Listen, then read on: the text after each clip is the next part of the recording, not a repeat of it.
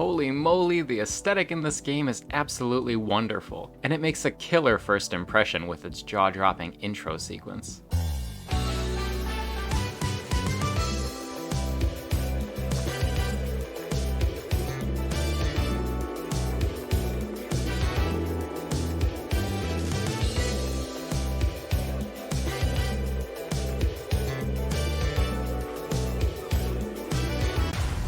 Paradise Killer. Paradise Killer is a 2020 detective game that gives you the freedom to investigate a grisly murder case however you see fit. The world is open for you to explore from the very beginning, and you're free to collect evidence and speak to suspects at your leisure, and you can choose to take the case to trial whenever you want. There's a suspect already in custody before your investigation begins, and you can even choose to believe the official report and not investigate anything if you want. There's even an achievement for speedrunning the game and finishing it in under 10 minutes. I don't recommend doing that, at least not before playing the game properly, but it's really cool that it's designed in this non-linear way. That's weird. You play as Lady Lovedies, a member of the immortal alien-worshipping cult, the Syndicate, brought out of exile after thousands of years to solve the crime to end all crimes on Island Sequence 24, the mass murder of the entire Syndicate Council. With your trusty investigation computer Starlight in hand, it's up to you to investigate the secrets of the island and determine who's guilty. As you may have noticed from the use of the phrase immortal alien-worshipping cult earlier, Paradise Killer has some deliciously weird lore to offer, full of demons, psychic energy, and ritual bloodletting. At the beginning of the game, you're dropped in and given free rein to investigate, but it's not just the murder mystery you'll want to figure out. There's also a whole island full of Lovecraftian-inspired lore waiting for you out there. The lore is almost like a second mystery for you to solve, and makes exploring the island and talking to the residents even more interesting, as you start to understand more about how the Syndicate and the island sequences came to be. Got it. Sorry. The mystery at play here is really deep. There's a lot of things to figure out from the beginning, with more interesting twists popping up along the way. My prime suspect changed several times as I found new evidence and heard new testimony, and there were a lot of characters I was suspicious of at various times for one reason or another.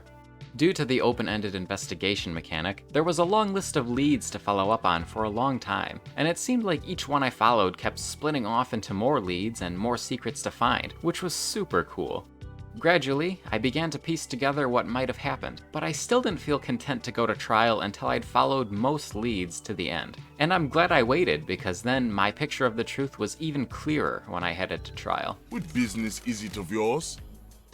Exploration is really satisfying too. There are a few minor Metroidvania elements in the form of Starlight upgrades that allow you to access new areas or new pieces of evidence from hacking computers.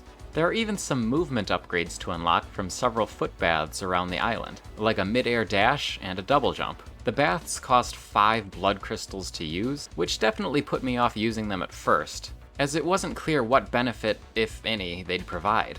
When I had more money later on, I finally gave one a try, and I can tell you they're definitely worth it if you have the money to spare. The mid-air dash was especially useful. You can use it to increase the height of your jump by dashing upward in the air, allowing easier access to some collectibles and areas, but it was also a really good way to move around the island quickly. By looking slightly downward and jumping and dashing repeatedly, you can really zip around. The game also feels a bit like a Metroidvania in that you'll have to do a bit of backtracking, whether it's to go back to someone you questioned before to ask them about new evidence or something else someone told you, or you might have to go back to a computer you found earlier after you improve Starlight's hacking ability. You hear about an area called the Dead Zone early on, a quarantined part of the island infected with demonic corruption. You can't enter it until you find a few Starlight upgrades, which you probably won't have when you first find the entrance. Once you get the upgrades and get inside though, it's a really cool moment.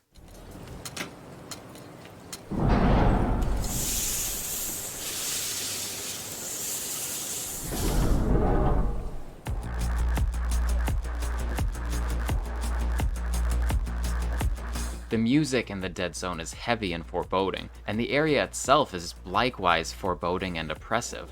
As soon as you step foot in there, you just know you're going to find something important to the investigation. It's just a matter of finding out what.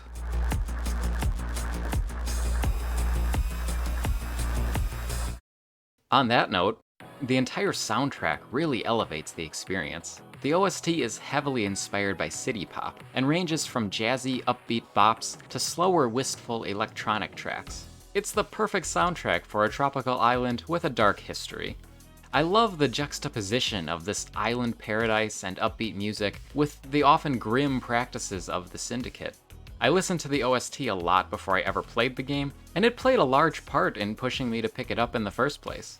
There's a setting to change whether the music plays from the speakers scattered around the island or from Starlight directly. Having it play from the speakers might be more immersive since the music will fade in and out based on how close you are to the nearest speaker, but I'd recommend having it play from Starlight so you can listen to it all the time. Just bop along.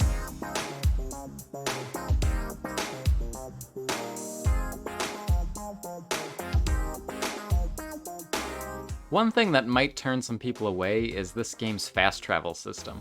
You can fast travel around the island from any save point, but unlocking fast travel at each of them costs money, and it also costs money each time you fast travel. I didn't like this at first. In the beginning, I didn't have much money to spare, so I never used fast travel because there were far more important things to spend my blood crystals on.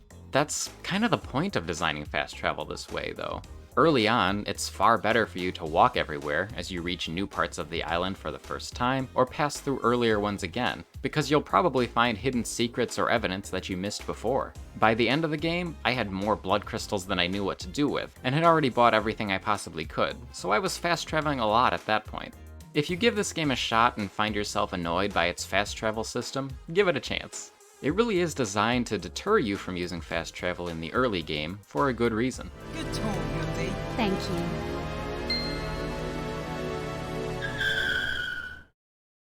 As the developers themselves have said, Paradise Killer takes some inspiration from the Danganronpa series. In the end, the two games aren't really all that similar. Even if you like Danganronpa, it's not a guarantee you'll enjoy Paradise Killer, but there's definitely a few similarities between them. Exploring the island reminds me of exploring Danganronpa's Hope's Peak Academy, because both have you exploring a 3D environment in first person to find clues, and the characters show up as 2D cardboard cutouts. There's lots of items to find around the island, some of it's evidence that will be added to your case files, but a lot of them are blood crystals, or optional collectibles like relics or additional music to listen to.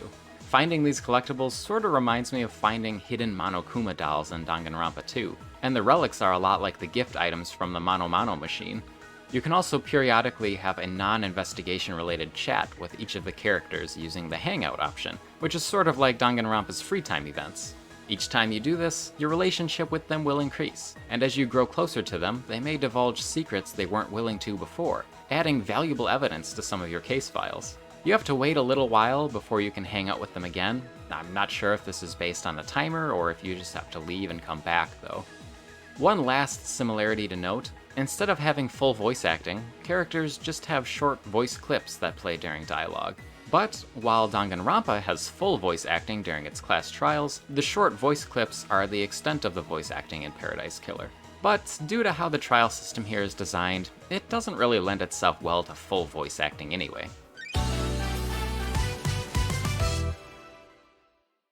The trials themselves are pretty interesting. I didn't know what to expect going into it. Would it have Danganronpa-style minigames or debates? It turns out, no, it doesn't have anything like that.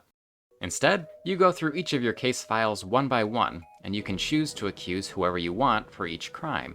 Then you present the evidence you gathered, and judge will decide whether the accused is guilty or not based on that evidence. Anyone deemed guilty is sentenced to death and executed at the end of all the trials.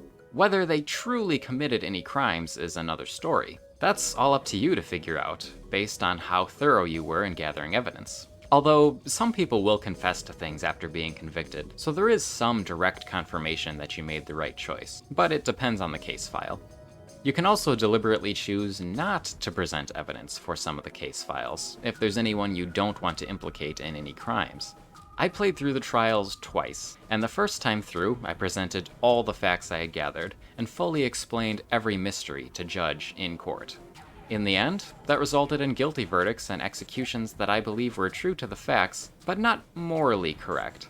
So, I played through the trials a second time, and this time chose not to present some of the evidence I'd gathered for certain case files, avoiding those executions that I didn't feel were necessary. That leads me to my one nitpick about Paradise Killer. You don't really get a good sense of how your choices in the trials are going to affect the world. After the trials, you can say farewell to characters who survived without getting convicted, or choose to exile or execute them at that point, evidence be damned.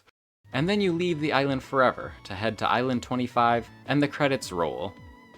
I would have really liked to see some sort of epilogue for each character or something. Just something to give your actions a sense of weight.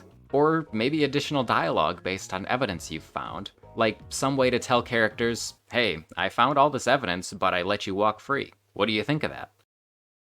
The consequences of your actions in this world are left almost entirely up to your imagination and gut feeling. Still, even with this lack of in-game resolution, I felt better about the outcome the second time I played through the trials compared to the first, just due to my own feelings about the characters. So maybe it is better they left any kind of concrete epilogues out of the game.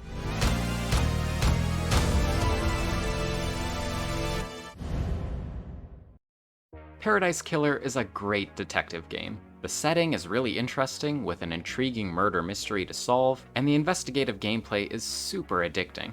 I'm probably going to be listening to its soundtrack for a long time, and every time I do, I'll be reminded of all the cool moments I experienced on Island Sequence 24.